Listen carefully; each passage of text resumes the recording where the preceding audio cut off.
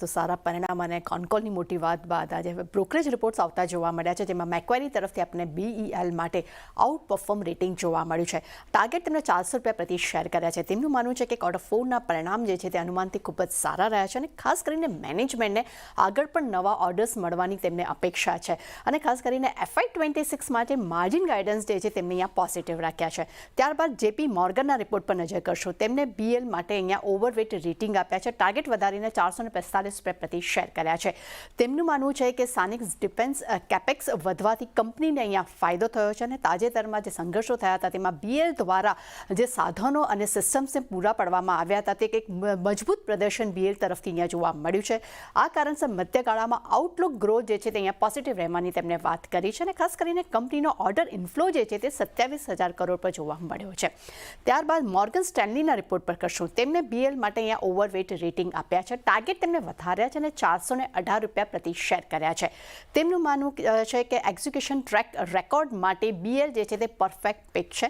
સાથે તેમનું એ પણ કહેવું છે કે કંપનીની પાઇપલાઇન ઓર્ડર બુક મજબૂત છે. તેમની સપ્લાય ચેઇન પણ અહીંયા મજબૂત જોવા મળી રહી છે. આ કારણસર 5 વર્ષમાં રેવન્યુ CAGR જે છે તે 15 થી 17% વધવાની પણ તેઓ અપેક્ષા રાખી રહ્યા છે અને તેમને પણ ખાસ કરીને FY26 એપિટા માર્જિન ગાઈડન્સ જે તે 27% પર અહીંયા મેનેજમેન્ટે રાખવાનો લક્ષ્ય આપ્યો છે.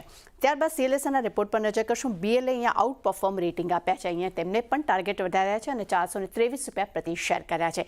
તેમનું માનવું છે કે આગામી 15 મહિનામાં $6 બિલિયન ડોલર્સના ઓર્ડર્સ મળવાની અહીંયા અપેક્ષા છે અને ખાસ કરીને કંપનીનો EPS વધવાની પણ તેમને અપેક્ષા રાખી રહી છે તેઓ અને ખાસ કરીને FY26 માટે રેકોર્ડ આવક એપિટા માર્જિન અને ખાસ કરીને કેપેક્સ માટે તેમને ગાઈડન્સ અહીંયા પોઝિટિવ રાખ્યા છે. ત્યારબાદ હિન્ડાલ્કો પર નજર કરશું. ખૂબ જ શાનદાર પરિણામ આપણને ગઈકાલે આવતા જોવા મળ્યા હતા અને આજે બ્રોકરેજ રિપોર્ટ પર પણ ખાસ નજર કરીએ. CLSA આઉટ પરફોર્મ રેટિંગ આપ્યા છે. ટાર્ગેટ વધારીને ₹850 પ્રતિ શેર કર્યા છે. તેમનું માનવું છે કે કંપનીના Q4ના પરિણામ મજબૂત રહ્યા છે અને માર્જિને ખૂબ જ એક સરપ્રાઇઝ કર્યા છે. સાથે તેમનું એ પણ કહેવું છે કે ઊંચા મેટલ પ્રાઇસ, સારા માર્જિન્સ ખાસ કરીને અને ઊંચા ખર્ચનો સપોર્ટ જે છે તે અહીંયા રિઝલ્ટ પર જોવા મળ્યો છે. પરંતુ સામે તેમને એ પણ વાત કરી છે કે H1 FY26માં ખર્ચ વધવાથી મેટલ પ્રાઇસ ઘટવાની ઇમ્પેક્ટ જે છે તે નફા પર જોવા મળી શકે છે. પરંતુ ખાસ કરીને નોવાલિસને FY28થી વિસ્તરણને ફાયદો મળવાની પણ તેમને અહીંયા અપેક્ષા રાખી છે. હિન્ડાલ્કો માટે એક પોઝિટિવ અહીંયા આપણે બ્રોકરેજ રિપોર્ટ આવતો જોવા મળી રહ્યો છે.